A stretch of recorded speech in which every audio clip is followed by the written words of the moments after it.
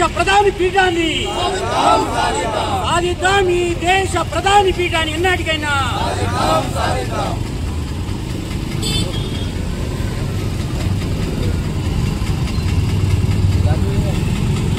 దాదాపు 50 సంవత్సరాలు పార్లమెంట్లోనే తన జీవితాన్ని గడిపినటువంటి ఒక దళిత ప్రధానిగా మొదటి వ్యక్తి, అలాగే లాస్ట్ వ్యక్తి.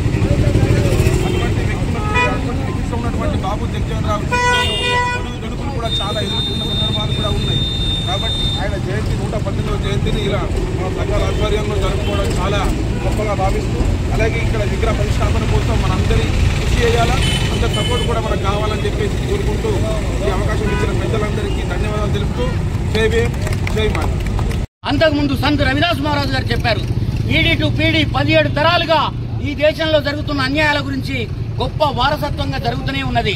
అందుకే మహనీయుడు బాబు జగజీవన్ రావు యొక్క ఆలోచన ధారను మనమందరం కూడా అణగారిన వర్గాలైనటువంటి బీసీ, ఎస్సీ, ఎస్టీలు, అగ్రకుల పేదలు కూడా మనతో కలిసి వచ్చి తన జయంతిని కొనసాగించడం కాదు, విగ్రహం కాదు నిగ్రహం ఉండాలి. మనకు విగ్రహాలు పెట్టడంతో పాటు నిగ్రహ శక్తి కూడా ఉండి, విగ్రహం ఏం చేస్తుంది, విగ్రహం నయ్యే విజ్ఞాన్ చాయి అని అన్నాడు. అంటే విగ్రహంతో పాటు అతని యొక్క విజ్ఞానాన్ని మనం తెలుసుకోవాలా. బాబు జగజీవన్ రావు ఎక్కడ పుట్టాడు?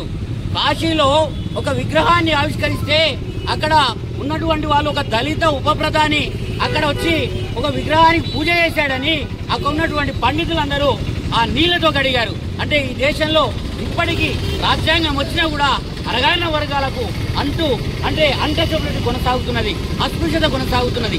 ఎంతటి దారుణం అండి.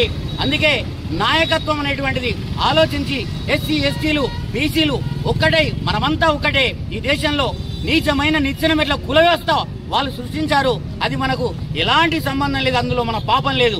అందుకే మనమంతా ఒక్కటి కాబట్టి రేపు రాజకీయంగా కావచ్చు, సాంస్కృతిక కావచ్చు, సామాజికంగా కావచ్చు, ప్రతి సమస్య పట్ల మనమందరం కలిసిమెలిసి ఐక్యంగా ఉండి బాబు జగజీవన్ రావు గారి విగ్రహాన్ని ఏర్పాటు చేసుకుందాం.